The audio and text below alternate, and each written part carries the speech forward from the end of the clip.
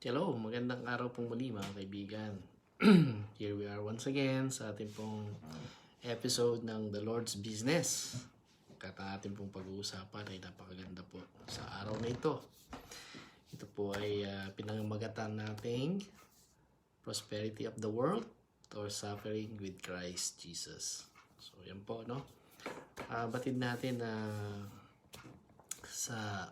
sa ating pong sitwasyon ngayon dito sa ating buhay, no? Kitang-kita po natin kung ano ang nangyayari sa paligid natin, no? Kung ano ang pinagkakaabalahan ng maraming tao ngayon, no?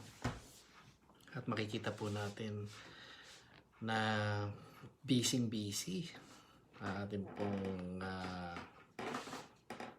paligid sa patungkol sa kung saan ay maraming tao ang naghahangad, no? At naghahanap ng mga bagay na kung saan ay magpapaligaya sa kanila.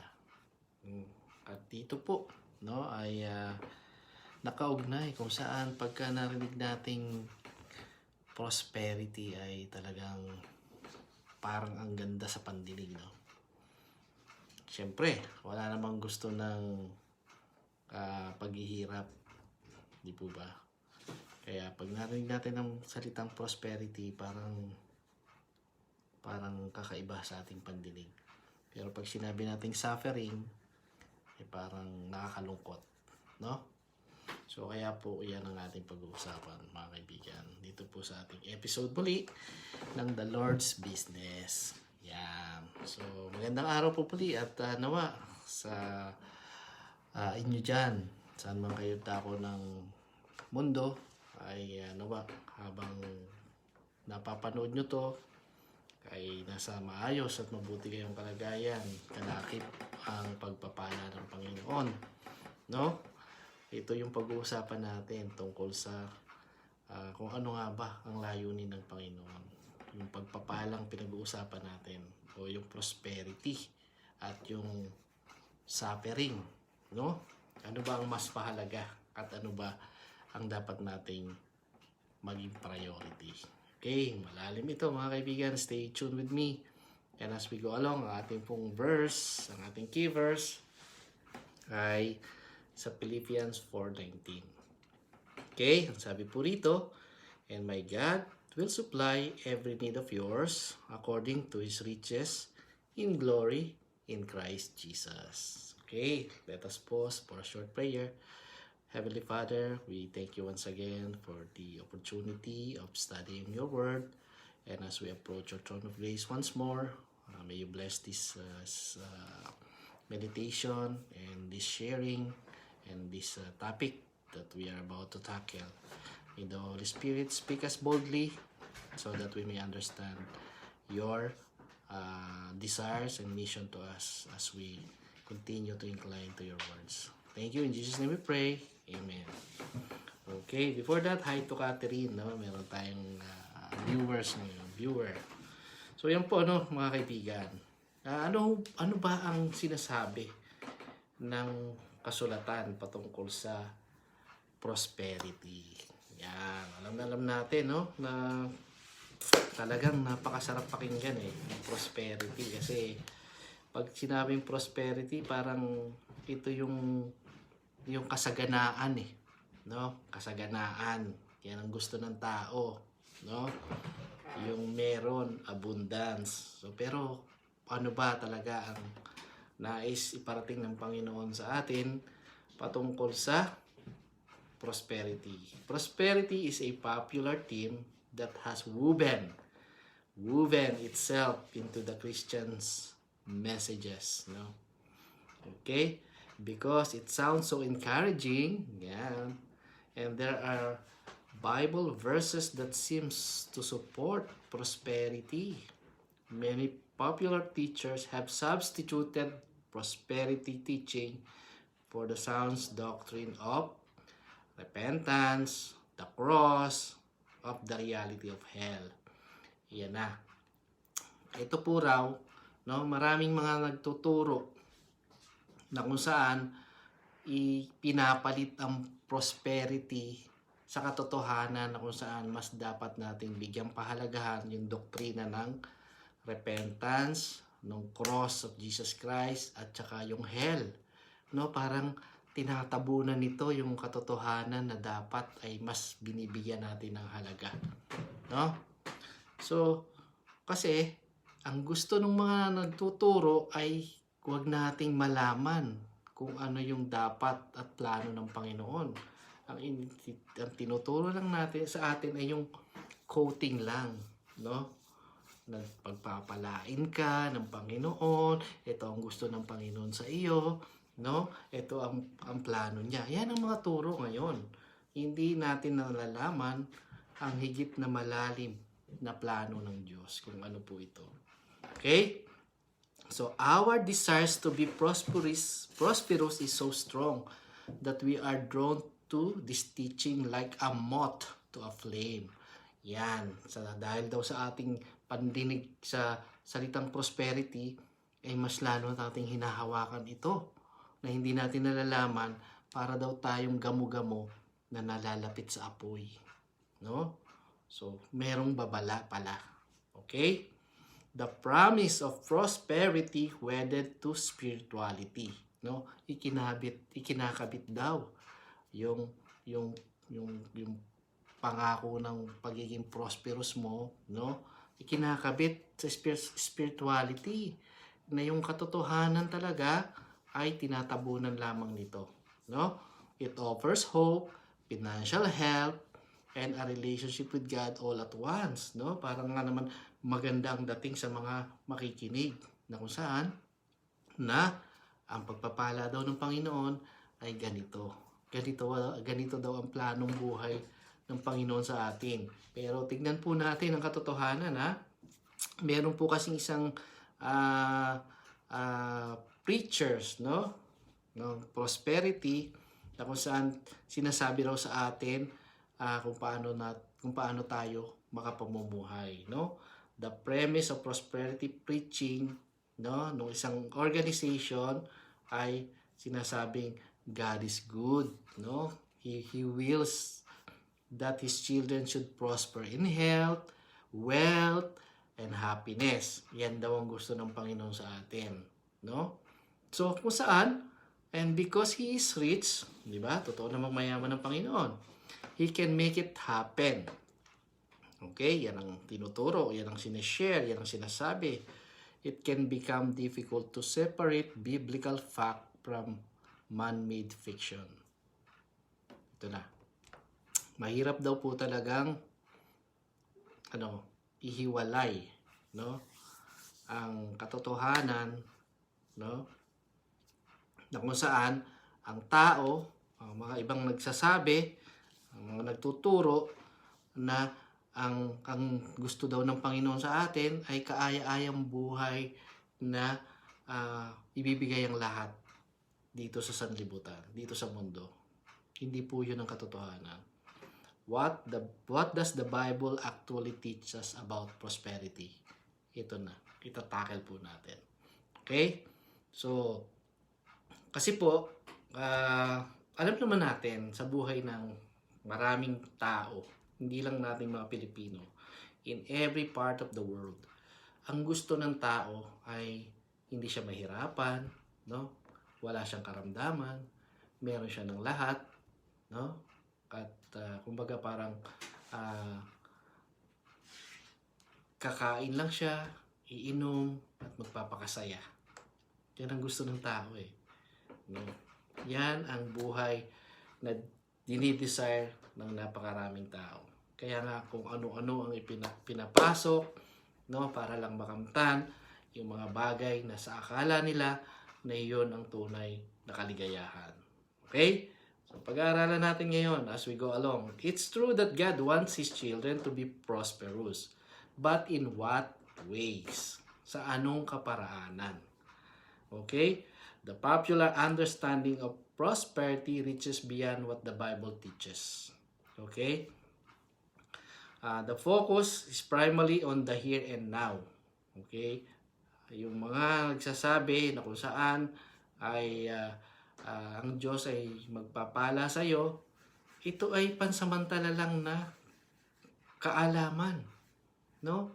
Ito ay pagtuturo ng temporal, seeking wealth as proof of God's blessing. Na doon nakabatay na kung saan ay meron kang maraming pera, magarang sasakyan, magandang bahay, no? Continue attracting people na ganito rin ang maging thinking, no? Magsasama-sama tayo, no? Walang iwanan, yan ang motto, di ba? Ng napakaraming tao. Okay? Kung nangyari sa akin, mangyayari din sa iyo. Yan yung mga advertisement and marketing strategy na kung saan para ang lahat ay mahatak at madala sa kung saan ay inaakala nating kaaya-ayang buhay. Ngunit ang sabi kanina, no? Ito raw ay para tayong gamo-gamo na unting inilalapit sa apoy. So, yan ang katotohanan dyan. Okay?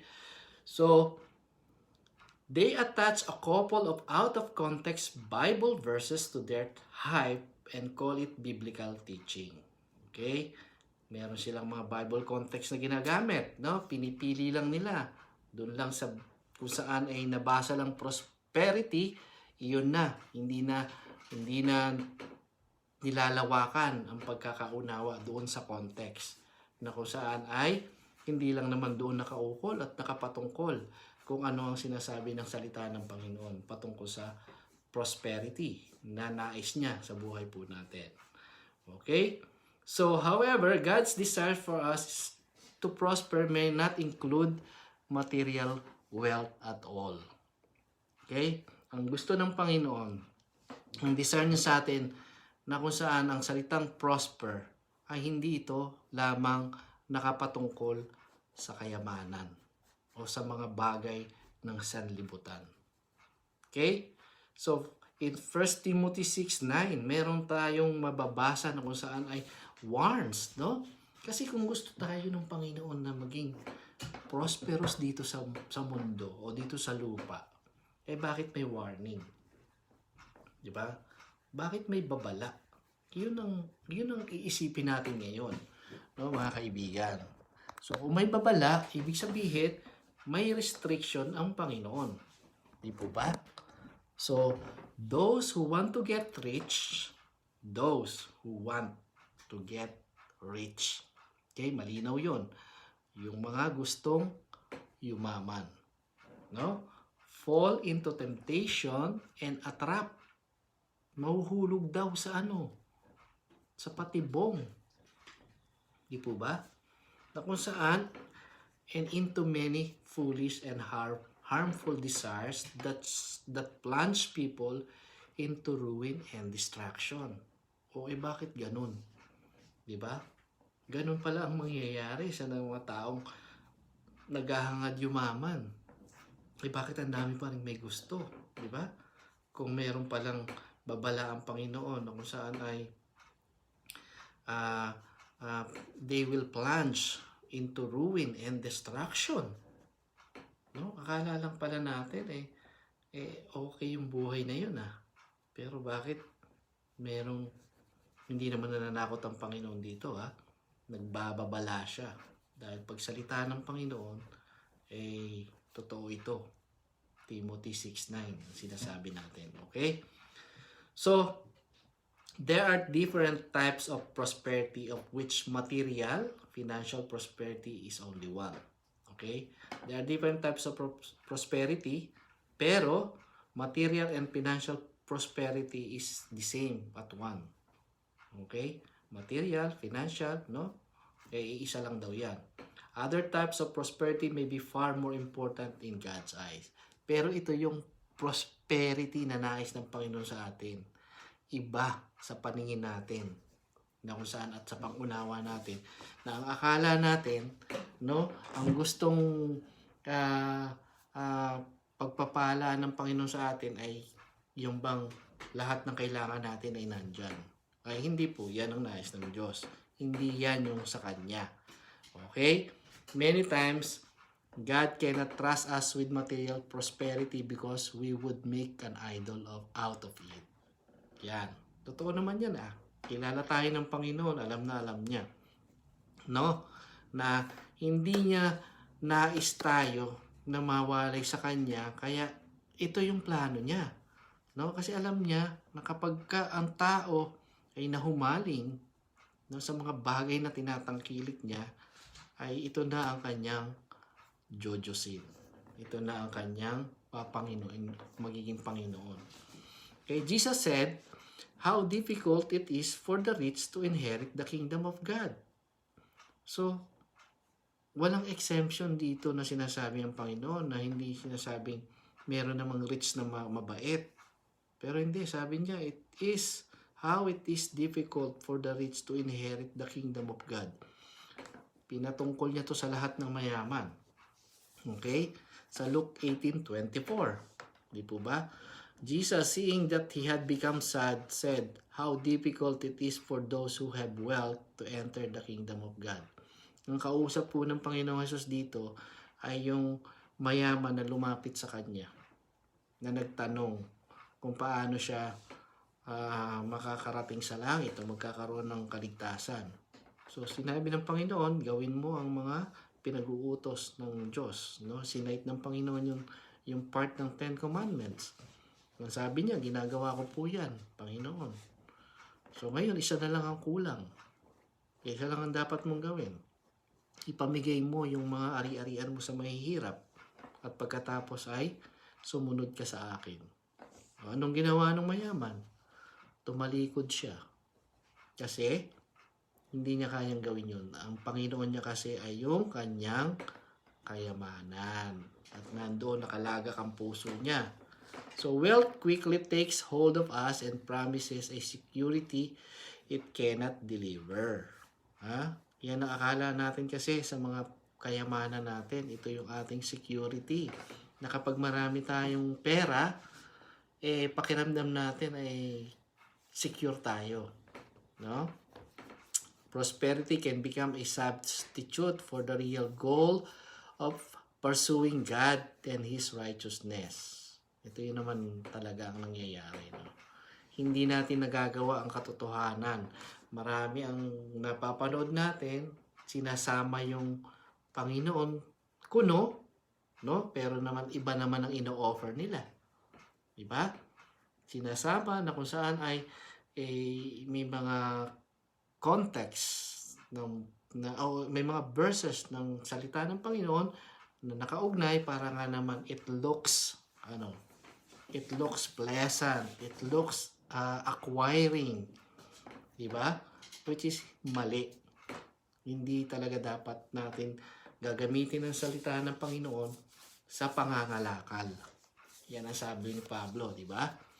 Magsuri tayo dahil ang salita niya ay hindi dapat ginagawang negosyo. Okay? So, anong sabi sa Matthew 6:33? This is commonly verse na alam natin, no? Seek ye first the kingdom of God and His righteousness, and all these things shall be added unto you. So, kapag ginawa mo ang bagay na gusto ng Panginoon, palagay mo, hindi niya tayo tutugunin sa lahat ng bagay na kailangan natin. Quote and quote, kailangan natin. No? Dahil, ang sabi nga ng Panginoon, na mapalad kayo kung meron kayong sa buhay ninyo ay meron kayong kakanin, meron kayong daramtin, diba? At meron kayong masisilungan. So, doon lang ang nais ng Panginoon na maging kasiyahan natin. No? Doon niya tayo nakikita kung paano tayo grateful and blessed. So, as a good father, God may withhold what we clamor for, choosing instead to give us what we truly need. Ipipihit talaga tayo ng Panginoon, no? Doon sa kung saan gustong-gusto natin, pero hindi yun ang plano niya at hindi yun yung kailangan mo sa sinasabi niya sa atin. Okay? He has our eternal benefit in mind, not a short-term comfort. Okay? Akala lang natin kapag ang dami-dami nating bagay, no? Angat tayo sa iba, Tapos, we are famous. Tayo ay parang palagay natin ay hindi na magkukulang. Masaya na tayo nun. Nagkakamali po tayo. It's just a short-term comfort. No? Ang sabi sa Luke 12:33 to 34. Di ba? Ang sabi dito, ito yung isa sa kinausap ng Panginoon, sell your possession and give it to the needy. Provide yourself with money bags that do not grow old, with treasure in the heavens that does not fall, where no thief approaches and no moth destroys. For where your treasure is, there your heart be also. Di po ba? So ngayon, inuutusan tayo, na ibig sabihin ng nais ng Panginoon dito, huwag nating ang puso natin sa bagay na meron tayo. Okay? Give it to the needy. Sell your possession and give it to the needy. Ito yung perspective ng Diyos. No? Kakaiba sa perspective natin. So, provide yourselves with money bags that do not grow old. So, ano itong sinasabi ng Panginoon na to? With a treasure in the heaven does not fail, where no thief approaches and no moth destroys. For where your treasure is, there your heart be also. Ilagak daw natin ang puso natin sa kayamanang hindi nasisira, na kung saan, walang po pwedeng magnakaw at walang po pwedeng sumira. Kasi nga naman, ang kayamanan dito sa lupa ay magiging sanhi pa ito ng ng ating paglayo sa Diyos. Ano pa? Panganib. Ano pa? Hindi ka magkakaroon ng kapayapaan. Kasi ang isip po nakapokus doon eh. Diba? Simpleng gadget na lang. Diba? Cellphone natin, it is common to everybody. Diba? Kapag nalingat ka at hindi mo nakita kung nasa yung cellphone mo, anong nangyayari sa iyo? We rattle. Diba? Asa na yun? Asa na yan? Ganyan. Kasi mahalaga sa iyo yung bagay na yun. What more yung kayamanan na marami ka? Tingin mo. Ha? Ang mayaman, meron ba silang kakontentuhan? Diba? The more they have, the more they want more. So, yan ang mahirap, no? Okay. So, ito daw ay short-term comfort lamang dito sa lupa na sinasabi ng Biblia, ng Diyos, ng Panginoon. So, yung mga nagtuturo ng prosperity also goes wrong in that it includes the idea that the cross of Christ took care of our physical and mental ailments. So, tinutwist, no? Na kung saan, if Jesus' atonement provides for physical healing and prosperity now, we should expect to live long, prosperous lives, free from all sickness, infirmity, and diseases. Diba? So, kung ganun daw ang pagkakaintindi natin sa atonement ng Panginoon, yung kanyang pagpapako sa krus, at yung kanyang pagbibigay sa atin ng buhay na walang hanggan ay patungkol yun sa lupa, hindi po raw ganun. Mali. No? Kasi ang katotohanan ay but it's not early and physical prosperity that provided by the atonement of Christ. It is heavenly, spiritual prosperity. Okay? Tandaan po natin yung ginagawa ng Panginoong Hesus sa atin ay hindi niya tayo gustong magpakayaman dito sa lupa. No? May babala nga siya di ba? How it is difficult for the rich to inherit the kingdom of God. So, di sana, nung nandito siya sa lupa, may kapangyarihan naman siya, di ba? Yung mga mahihirap na sumusunod sa kanya, na umaasa sa kanya, di ba? Pinagaling niya, nilinis niya, binuhay niya ang patay. Di sana, sinama na rin niya, okay, eto pera. No, di sana nagmagic siya ng pera. Kasi nga, yung tubig kaya niyang gawing alak, di ba? Yung patay niya, binuhay niya. Di sana kung gusto niyang yumaman ng mga tao nung nandito ang Panginoong Hesus, di ba? Lumayo sandali siya at nagmagic siya ng pera at binigyan niya isa-isa. Di ba? Ang mga tao. para hindi na naghihirap. Hindi yun ang plano ng Lord eh. Hindi yun ang design niya sa atin. Di ba? Ang design niya ay na tayo, ang puso natin ay maglagak ng kayamanan sa langit. Dahil ang treasure na nais ng Panginoon na mapakinabangan natin at ma-enjoy natin, hindi dito sa lupa. Kasi, ang sabi nga niya, this is only a short-term comfort kung nandyan ka sa sanlibutan. No? Hindi mo mararanasan ang kayamanang panlangit kung wala ka sa Panginoon. Okay? At kung inaasahan mo na nagtuturo ng mga prosperity teaching na yan ay para ikaw ay guminhawa dito sa lupa. At pagdating naman doon sa panahon, nahaharap tayo sa Panginoon dahil hindi natin ginawa ang kalooban niya, ay yan, no? Sacrifice ang aabutin natin dyan. Okay? So, ang sinasabi dito, ang atonement of Jesus Christ, it's not about earthly or physical prosperity. Okay? It's all about heavenly and spiritual prosperity. Some of God's most loyal servants suffered physical ailments that were not miraculously healed. Okay, tingnan po ninyo ha.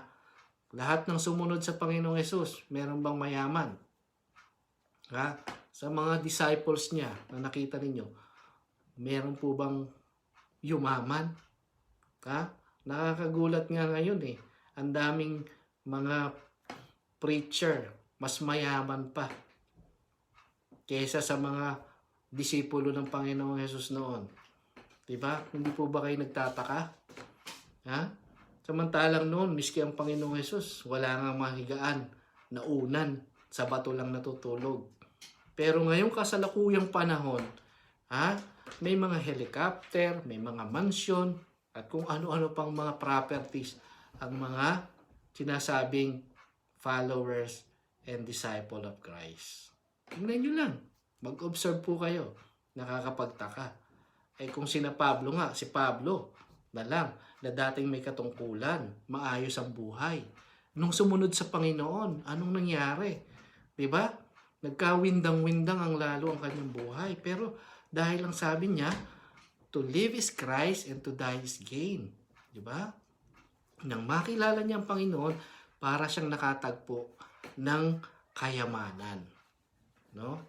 Hindi niya inalintana ang pagod, puyat, nakulong, natuklaw ng ahas, lumubog ang sinasakyang barko, di ba? Para lang mangaral ng salita ng Panginoon. Tingnan nyo, ganun ang mga mangangaral at tunay na tagasunod ng Panginoon. Wala. Dahil ang iniisip, hindi yung sarili, kagaya ng sa Panginoon. Hindi niya inisip yung sarili niya. Bagamat siya'y Diyos, no? Nagkatawang tao, hindi niya inaring equal siya ng Panginoon o ng Diyos. Bagkus namatay, nagdusa, nagdusta. So, ngayon, yung ba ang gusto ng Panginoon? Prosperity life dito sa lupa. Iba ang mission niya. No? Yan po, isipin natin mga kaibigan, no? Kung meron lang kayong mga keen observation, magugulat kayo, di ba? Tama naman. Bakit nga yung ibang mga preacher? Parang ang yayaman. Di ba? Ang Panginoong Hesus hindi naman ganyan. So, asan ang katotohanan doon? Yan.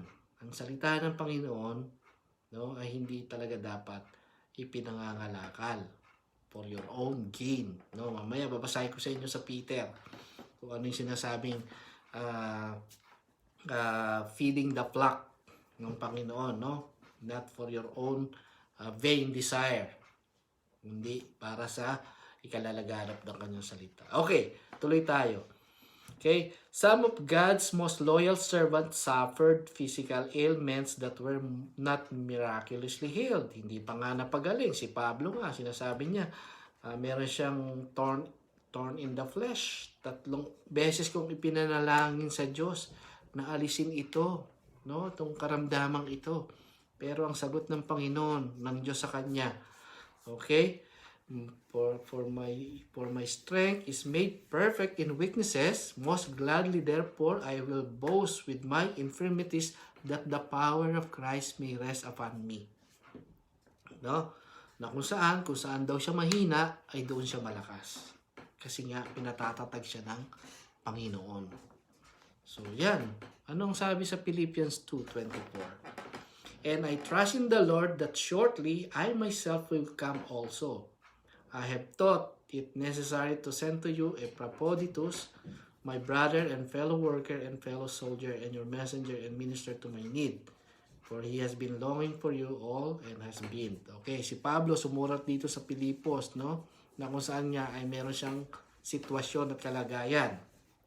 Okay, sa 1 Timothy 5:23, no longer drink only water, but use a little wine for the sake of your stomach and your frequent ailments. Ito naman, sinulatan niya si Timoteo na may karamdaman. No? Tingnan nyo, ang mga tagasunod ng Panginoon ay may mga kinakaharap noon. May mga struggle sa buhay. Pero tuloy-tuloy pa rin. They don't desire wealth. They desire Christ. Diba? So, iyan. So, ito ang nais na ng Panginoon sa atin. Dahil ang mundong ito, this is our testing ground. Pagdating ng araw, ang ating harvest ay pagdating na kung saan ay haharap na tayo sa Kanya. Okay? And many believers throughout history were imprisoned, tortured, and eventually killed. So, mag-isip-isip po tayo, totoo ba tayong follower ng Christ kung nananagana tayo sa buhay?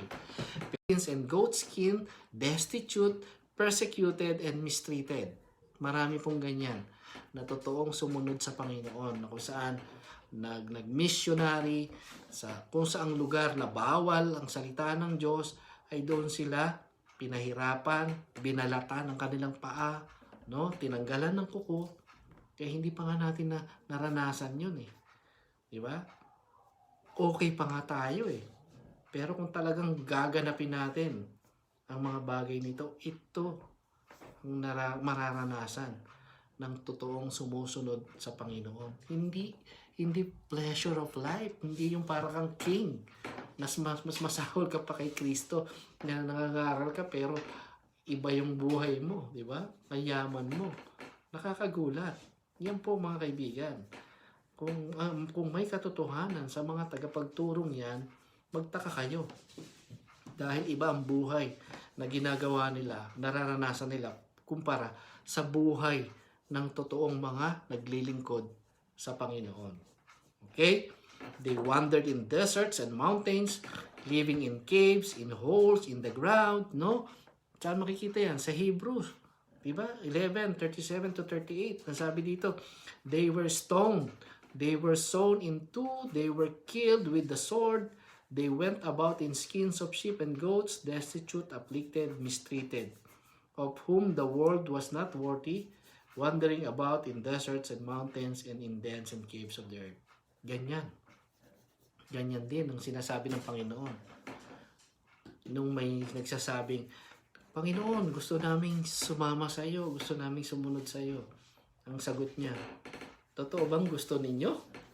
Eh, wala akong matulugan, ha? Baka magreklamo kayo. Ako natutulog lang sa bato. Okay? So, tapos sasabihin natin, gusto natin sumunod sa Panginoon. Pag-isipan po natin, ang totoong pagsunod sa Panginoon ay may kalakip na krus. Ang sabi niya, for whosoever want to follow me, take up his cross and follow me. So, linawin nyo po sa inyong mga sarili. Baka mas gusto nyo yung prosperous life dito sa lupa. Di ba? Masagana, marami kayong pera, mayaman kayo, maganda yung mga business na sinasabi ninyo. Pero pagdating ng araw, magkakakwentahan ng Panginoon. Ano ang ginugol mo sa buhay mo doon sa lupa? Okay? So, yan po mga kaibigan. Tuloy tayo. The early church knew nothing of today's popular prosperity teaching. Okay? They may not have been prosperous in riches and lands, but they prospered in generosity, in love, and in fellowship with Christ and each other. So, yung early church po, no? Hindi ganyan ka-prosperous, pati yung mga pastor, no? Wala silang yaman, wala nga silang lands eh. 'Di ba? They don't have buildings, they don't have church. Pero they turned the world upside down. 'Di ba? Yung early churches, makikita natin talagang patago-tago, pina-persecute, pinahabol, pinapatay. Pero hindi sila mayaman. Sa kung saan pera marami. Ang kayamanan nila na mayroon ay yung kanilang generosity. Dahil sa pag-ibig sa Panginoon, no, yung kanila na mayroon sila ay hinahati-hati. They share each other. Pero silang malalim na pag-ibig at fellowship with Christ. Diba? Saan natin yan mababasa?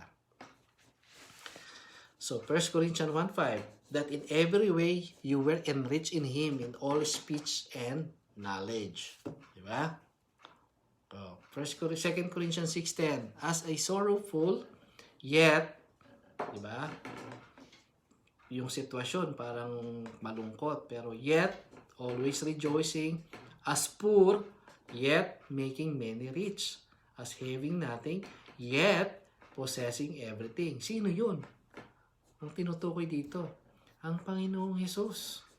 No, mahirap man tayo, pero mayaman tayo. Di ba? Ano ba yung sa kantang Give Thanks? Di ba? Ano yun? Give thanks with a grateful heart. Give thanks to the Holy One. Give thanks because He's given Jesus Christ, His Son. And now, let the weak say, I am strong. Let the poor say, I am rich. Because of what? The Lord has done for us. Yan yun. Okay, yan yung kayamanan natin. Kaya mga kaibigan ko, pag-isipan po natin na baka ang puso natin o ang isip natin ay nakalagak pa doon sa kung ano yung ino-offer ng sanlibutan. Tandaan po natin ha. Sa susunod, itatakal ko sa inyo kung ano yung fallen world at saka yung why we do not love the world. Yan. Kaugnay ito yan ng ating pag-aaral. Okay? Sa susunod. So, God's ideal for this world was perfection. Yun naman ang gusto ng Panginoon eh. This is to be a better and perfect place for us. Sa Genesis 1:31, nung kinreate niya to, His created is perfect. Desired that we enjoy perfect lives and perfect fellowship with Him.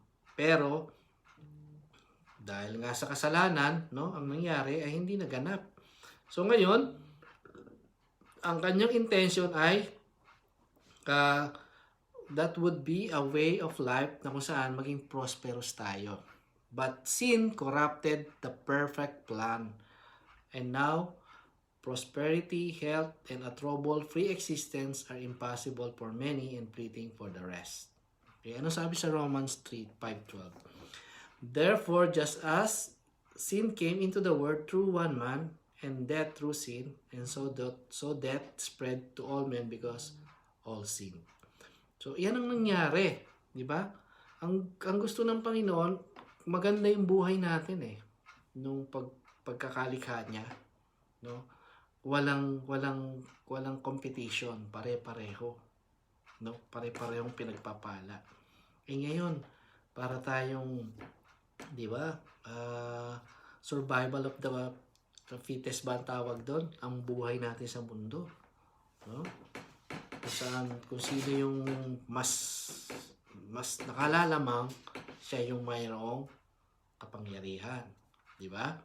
So, kakaiba sa plano ng Panginoon ang gusto niyang mangyari sa atin. God does offer to prosper us beyond explanation. Ha?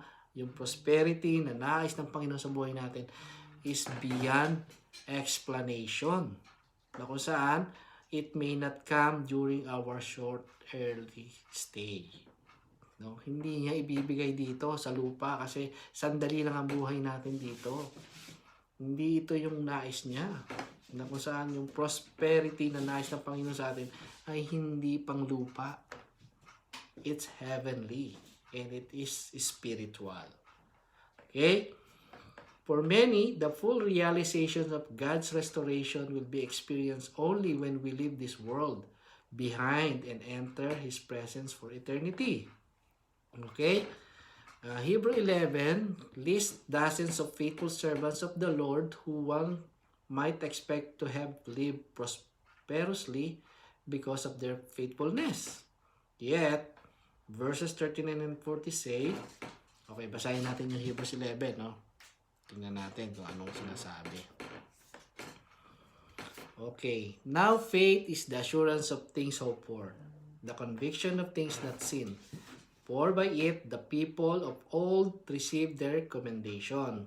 By faith, we understand that the universe was created by the Word of God, so that what is seen was not made out of things that are visible. By faith, Abel offered to God a more acceptable sacrifice than Cain, through which he was commended as righteous, God commending him by accepting his gift, and through his faith, though he died, he still speak. Okay? By faith, Enoch was taken up so that he should not see death, and he was not found, because God had taken him.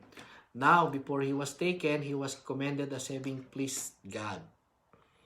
And without faith, it is impossible to please him, for whoever would draw near to God must believe that he exists and that he rewards those who seek him. Okay, may reward, ha? By faith, Noah being warned by God concerning events as yet unseen, in reverent fear, constructed an ark for the saving of his household. By this, he condemned the world and became an heir of the righteousness that comes by faith. By faith, Abraham obeyed when he was called to go out to a place that he was to receive as an inheritance, and he went out not knowing where he was going. So by faith, he went to live in the land of promise, as in a foreign land, living in tents with Isaac and Jacob, heirs with him of the same promise. For he was looking forward to the city that has foundations, whose designer and builder is God. So by faith, Sarah herself received power to conceive even when she was past the age, since she considered him faithful who had promised. Therefore, from one man, and him as good as dead, were born descendants as many as the stars of heaven, and as many as the innumerable grains of sand by the seashore. So, yan yung mga blessing ng Panginoon doon sa mga faithful servant, no, na nagtiwala sa Kanya. No, it's never too late for them to receive the grace and blessing ng Panginoon. So, these all died in faith, not having received the things promised, but having seen them and greeted them from afar, and having acknowledged that they were strangers and exiles on the earth. So, for people who speak, thus make it clear that they are seeking homeland, if they had been thinking that the land from which they had gone out. Okay? So, they were stoned. Ito pa, yung mga pagsunod natin sa Panginoon, marami rin tayong mga paghihirap na mararanasan, kumbaga. So, pero yung reward, it will never be missed. Okay? So, kung mananatili lang daw po tayo na kung saan ay patuloy nating gaganapin ang nais ng Panginoon sa buhay natin, ang pagkakatawag niya at ang paniniwala natin na kung saan ay ilalagak natin ang buhay natin sa Kanya, ay mararanasan po natin yung bagay na kung saan ay hindi nakikita ng mata sa kasalukuyang panahon. Okay? So, nasaan tayo? So, and all this, having gained approval through their faith, did not receive what was promised, because God had provided something better for us, so that apart from us, they would not be made perfect. Kaya every child of God, bought with the blood of Jesus Christ, will experience prosperity beyond our wildest imagination for all of eternity. So, yan ha. So, doon pala sa Hebrews, yung lahat ng binanggit doon ay sumunod sa Panginoon, no? Lahat ng kanyang pinagbilinan ay nag-obey. Pero hindi naman kaagad natanggap yung bagay na pinapangako ng Panginoon. Si Abel pinatay pa, 'di ba? Sa kanyang pagsunod. So si Abraham, 'di ba? Pinutusan ng Panginoon para pumunta sa isang lugar na hindi niya alam kung saan, pero dahil nandito na siya, okay na sila dito sa isang lugar, pumunta pa rin siya sa pagsunod sa Panginoon. Anong dinatnan niya ron? So sa tent lang siya natutulog kasama yung kanyang pamilya. So at yung iba pa na kung saan si Noah, di ba? Maraming pinagawa ang Panginoon sa kanila na kung saan ay they don't live the life na kung saan ay sinasabing marangya. Hindi katulad ngayon sa kasalukuyan nating panahon. Kaya nga nakakatakot eh. Baka inakala natin Diyos ang nagbibigay ng mga bagay na tinatangkilik natin, no? Ay kung titingnan natin talaga sa pag-aaral, hindi yun ang design ng Panginoon eh. Di ba? Meron tayong persecution na mararanasan, di ba? Ano pa? Meron tayong mga kasakitang mararamdaman. Ano pa? Diba? Yung mga sumunod sa Panginoon, hindi naman ganun ng hindi enjoyable life ang kanilang naramdaman ng pagsunod sa Panginoon. Destitute, persecution, mistreated, tortured, imprisoned dahil sa tunay na pagmamahal sa Panginoon at pagsunod. So kasi ibang nais ng Panginoon sa buhay natin. Kaya nga, wag natin linlangin ng mga tao patungkol dyan sa mga sinasabi nating pag sumunod ka sa Panginoon, ito ang mga pagpapala sa iyo. Diba? Marami kang pera, kakaroon ka ng sasakyan, magkakaroon ka ng magandang bahay, no? Makaka-travel ka around the world. Hindi po yan. Ang nag-o-offer po niyan ay si Satanas. Matatakil po natin yan sa susunod nating pag-aaral.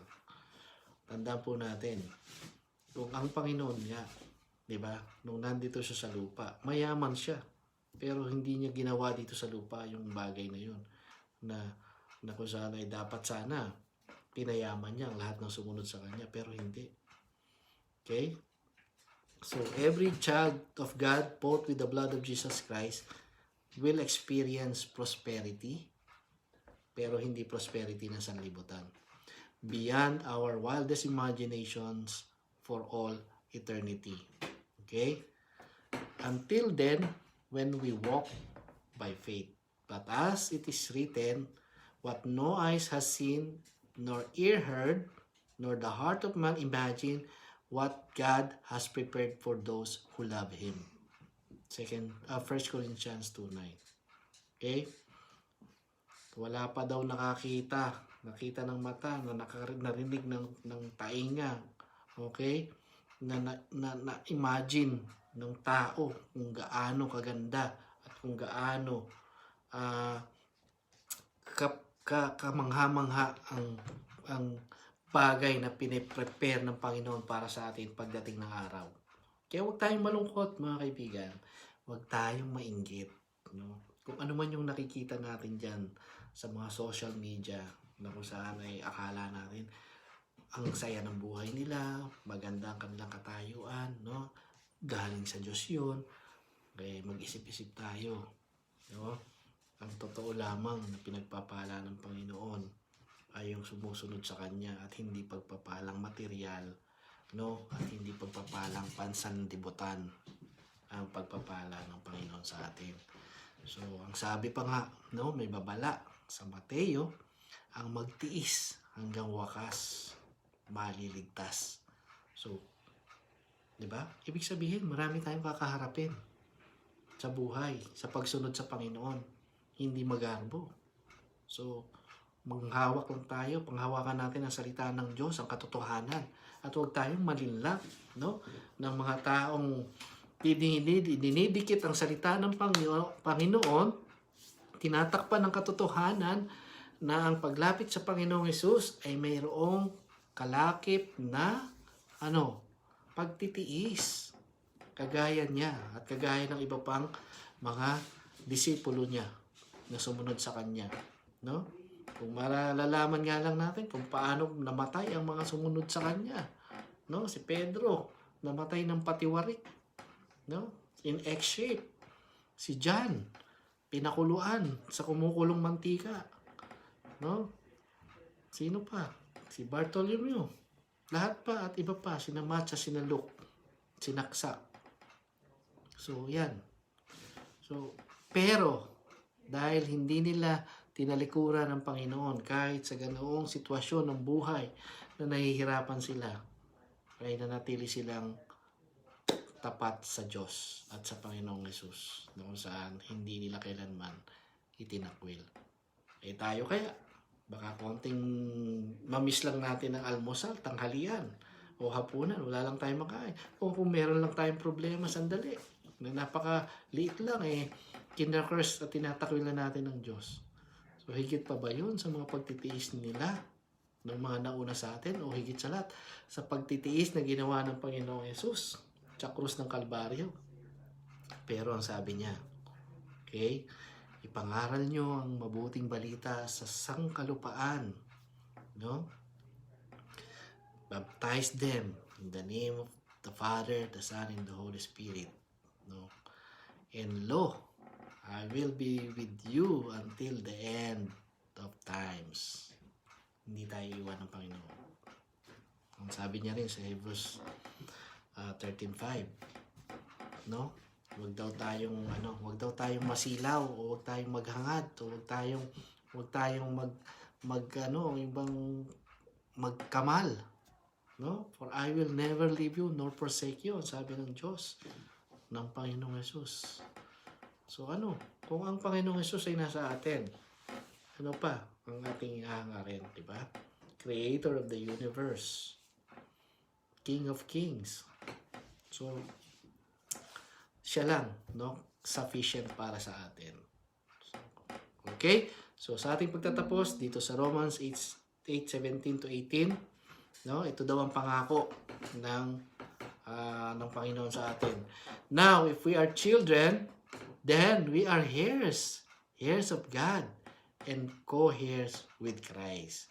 So, kung tayo raw ay mga anak ng Panginoon, okay? So, paano ba tayo magiging anak? Bago ko tapusin. Sa John 1:12, anong sabi doon?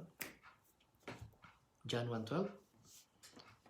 But as many as receive Him, to them gave He power to become the sons of God, even to those who believe in His name. Okay?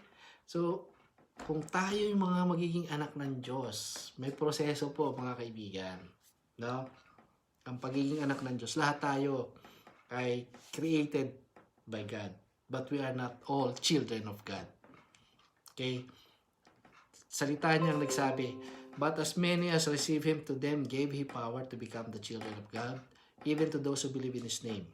No, tanggapin natin ang Panginoong Hesus sa puso natin at aminin natin tayong makasalanan na siya'y napako sa krus dahil sa ating mga pagkakasala at ang kanyang dugo ay naghugas sa atin, no? Upang tayo mapatawad. Tinubos niya tayo. At pagkatapos, papasukin natin siya sa puso natin. Panginoong Hesus, ikaw na ang maghari sa buhay ko. Pumasok ka sa puso ko. From now onwards, ikaw na ang aking Panginoon.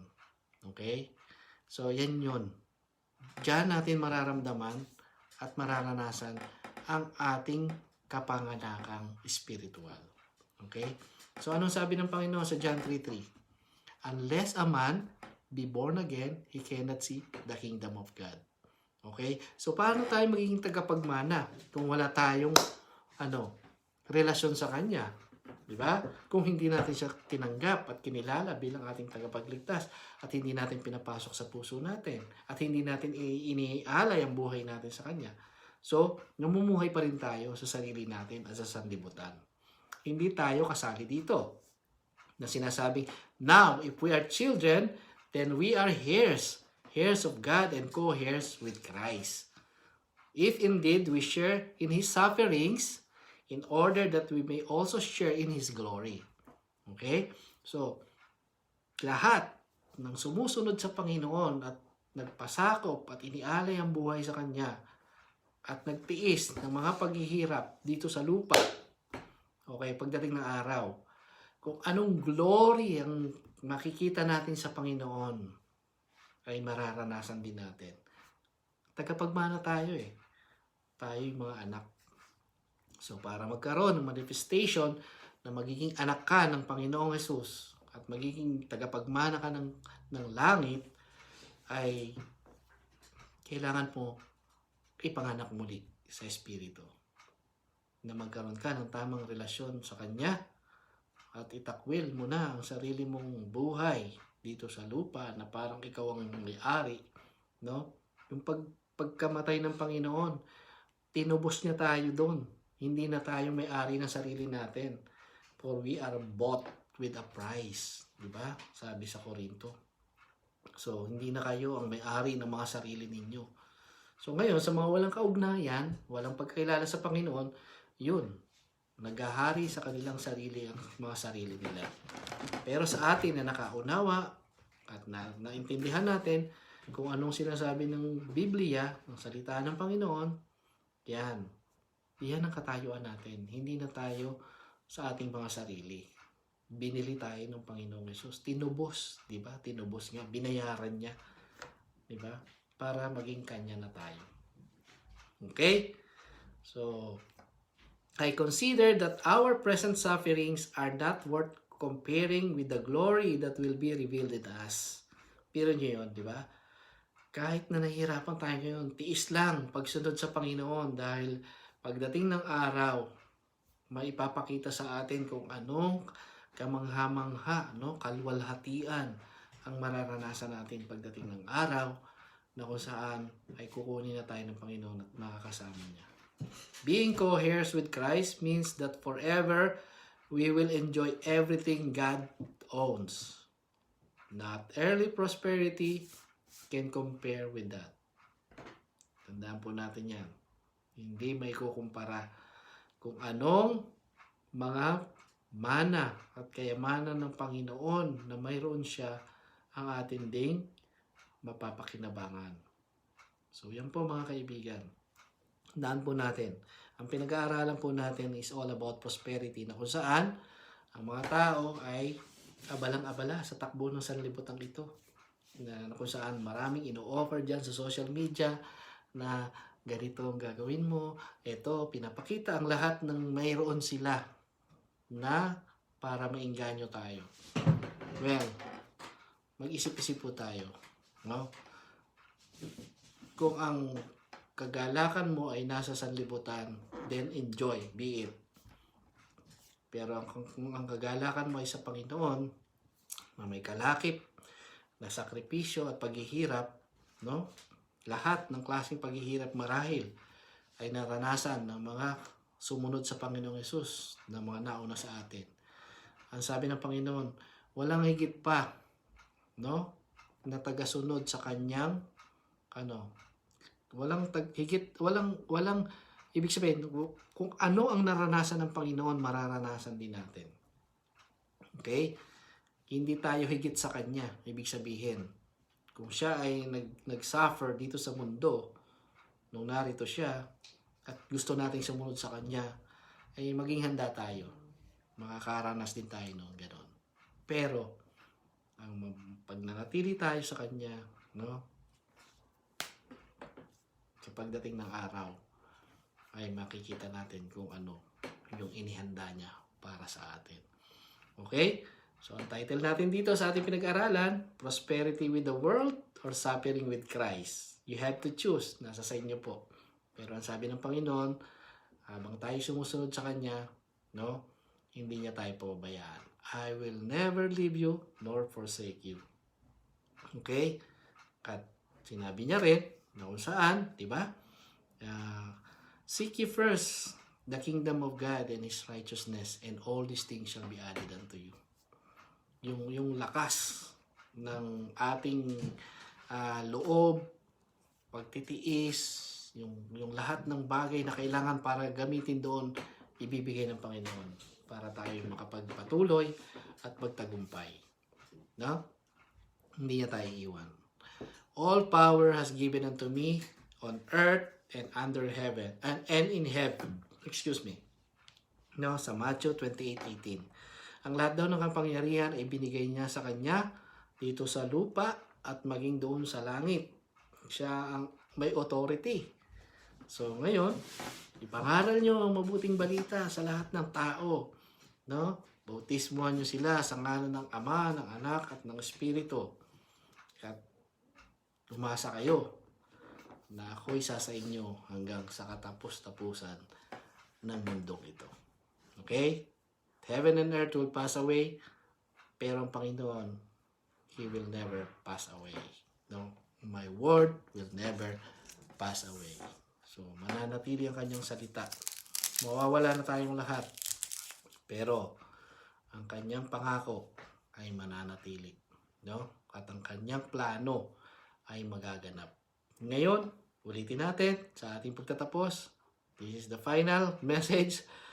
Ang Panginoon, mahabagin pa ngayon. For we are in the dispensation time, in grace period, na inaantay ka pa niya, kaibigan, na lumapit at isuko ang buhay mo sa Kanya. Sa susunod na pagbalik niya, hindi na siya ganon. Hindi na siya loving. No? Siya ay nanlilisik ng mata to judge people na hindi tumanggap at tumalima at sumunod sa Kanya. No? Nakasakay siya sa Kanyang kabayo, kasama ang lahat ng mga anghel at lahat ng mga mananampalatayang sumunod sa Kanya na masasaksihan ng mga tao ng kagaganapang iyon na kung saan ay wala na tayong pag-asa. Never na tayong makakatanggap ng kaligtasan. That's it. So, habang meron pa na nagsasabi sa atin at nagbabahagi at habang nandyan ang Biblia na hindi natin binabasa, na nandoon nakatago ang lahat ng mga bagay na dapat nating malaman, ay sige po, bahala po tayo sa ating mga sarili. Enjoy the world and suffer later. So, yan ang nais ng Panginoon sa atin. Na habang hindi pa nahuhuli ang lahat, ay pag-isipan po natin. At tumalima tayo sa Kanyang naisin sa ating buhay. Okay? So, maraming salamat po. And once again, prosperity with the world or suffering with Christ, nasa sa atin po ang ating pong pagpili. So, maraming salamat po sa inyo. Patuloy po kayong pagpalain at nawa makita tayo at matagpuan ng Panginoon na sa Kanyang pagbabalik, no, ay nandito tayo sa Kanyang gawain at sa mga pinapagawa niya sa atin. So, salamat po. Bye-bye and God bless.